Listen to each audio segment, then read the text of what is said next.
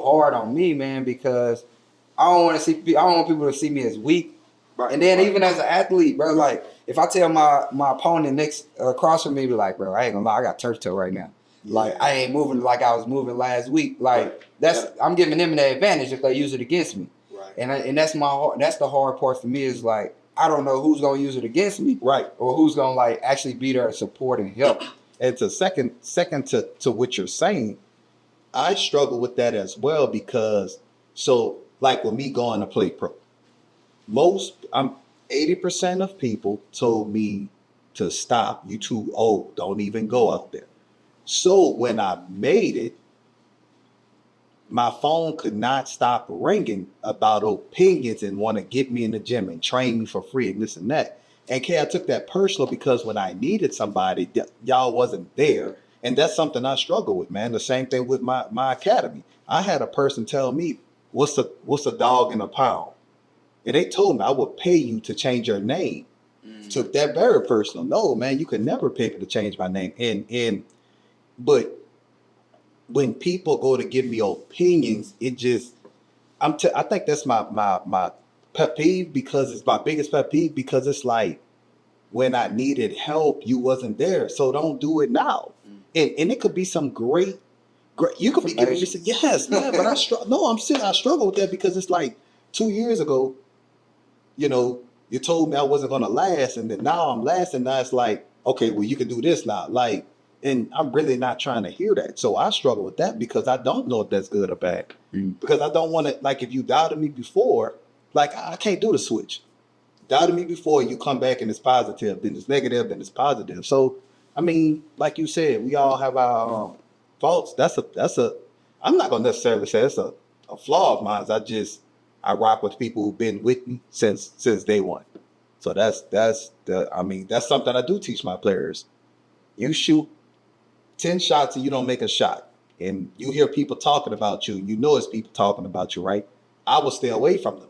When you go for 20 points, they about to be right there, and I'm gonna be honest with you, I would ignore them. That's me. Yeah. Nah, I'm not telling them to do that, but I'm serious, man. For real, when I was overseas, man, I got phone. Man, listen, man. Man, I got phone calls. You should shoot the ball this way. Nah, man. I'm over there. My knee already torn, and I'm averaging what I'm averaging. I'm averaging 30 points, and you telling me I should do this and that. You're not saying great job. You're not saying good job. You're not saying black. You're 33 years old overseas. You're not saying that.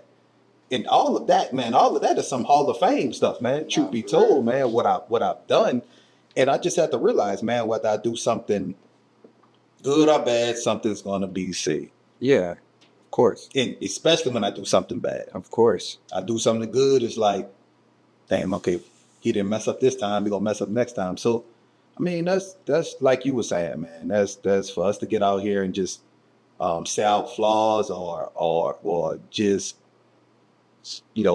tell our players it's okay to share tears sometimes because we both been done that, just, I don't know, I guess it's just a pride thing, It could be a pride thing, and it can be strength, and also it can be defense mechanism, like that defense mechanism to where we know what it feels like for somebody to get close to us and understand our weaknesses, and then they use it against us. Like, we know what that feels like. Chase in point, man, that just happened to me my whole life, man. So that's why I am how I am. Like, I keep Dog Pound Academy close to me. I have had times to merge with people and to do this and do that together. And I'm sorry, man. I just like to do my own thing, man. I'm working on myself, man. But my players, they're so spoiled to me. So if I bring someone in, I feel like that person have to be like a younger version of me. Like, they gotta be hungry, wanting it. Right. And to that point, man, because I got a cousin out there in Oklahoma at C4, Sean Cooper. He's from Pittsburgh.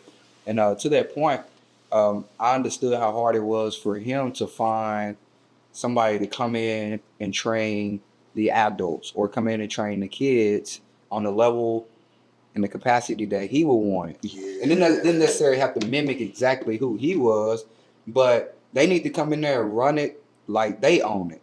That's what you really need. Like, whenever you want to go hands off, like whenever I want to go hands off with the media day, I know my guy, like he gonna run that one like he own it. He gonna get in there, he gonna perform, he gonna outperform me. And it's like, hey, ain't no pride, ain't no ego. Like, bro, do your thing, bro. Like, I'm setting the foundation, setting the platform for not just me, but other creators. Right. And that's why it's so special to me to be able to get into these schools with our courses and our curriculum. Right. Because now it's like we're about to plant the seeds in all these students to where when I show up to a game, I ain't even got to pick up a camera because I know it's well taken care of. I know the mission of exposing the athletes and bringing the big time experience to the 903 is still well taken care of, even without me being there. That's real, man. And that's the whole mission. It's way bigger than me. Like when I'm putting on for 903, like it's way bigger than me. That's why I changed the company name from Kaymon Farmer Productions to 903 Media, because it's like that's way like Kaymon Farmer Production. It had its time, it had its moment. Right.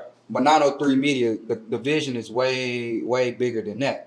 And it may become a time where we gotta go U.S. media or something like, you feel me? So as of right now, we focus on the 903, planting the seeds in these students that's in these classrooms, giving them the resources, giving them the skills, and allowing them to go out there and make some money, but also build their portfolios to where when they do leave East Texas, they're well prepared to get out into the digital media world. Man, and you that's a great point. And second to that, I feel the same way with underdogs, because it's so hard to make it as an underdog, and you have to have that grind. Gotta have it. So it's just so I just think I took the underdog trait to a different level, because it's like now I'm an underdog and I know I'm an underdog, but I know I'm better than you. And I teach that to my players in all humbleness. I teach them to be humble. But yeah, I'm instilling that into them because I do know I will have some farmer players that come back and ask to train, and I don't think I'll tell them no, because they know exactly how I want things because I put them through the program. But like you said, I'm trying to come to a point in a couple of years to where my hands is off it. I want to have the biggest gym. Like I said, want to have mentors in there, mental health, people in there, swimming pools, weights, all of that, Bible class. But I want my gym to be a place that kids can just come there and be themselves. Multiple gyms, not just one gym, multiple gyms. And I'm planting that seed because I do think I'm very uncommon and different, and I do think I go about things in a different manner, But that's great. That's God made me this person, and like you said, once again, my motivation is I said now is unmatched. I have a motivation that you can't buy. You can't buy this. You can't buy it. You can't buy it. Either over the edge, or because some people would like say the delusional thing. Some people would say, yeah, man, but you gotta think realistic. I am. This is my. Yeah. This is my. My I believe I can do this, and I know I can do this. Like I said, everything I have conquers because I just kept pushing. And truth be told, man, it was times, man, I would just like ask myself, like, bro, how you just keep doing this? You get knocked down. Like my first college team that I made, man, I didn't make it. I tried out 3 years in a row. Wow. And then anybody else, being honest, anybody else would have gone after that I'm first just year. like, I'm about to find a way to make this team. All I got to do is and this is what I was thinking. All I got to do is make a team, but this is what I was thinking. All it takes for a coach to see you, that game winner, you picking somebody up 94 feet, so if you come in the gym and you're not aggressive and you're trying to try out for, that. If you're a non-aggressive person and you're trying to try out for a team, go home.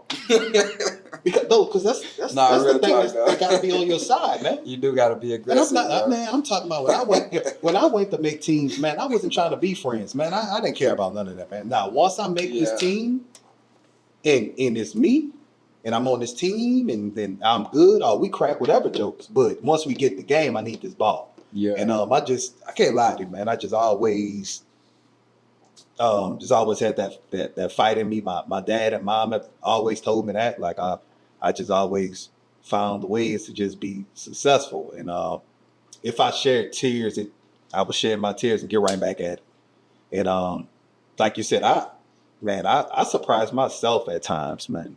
Like what Dog Pound Academy is at right now, man. God has blessed it. It's just overflowing. Mm.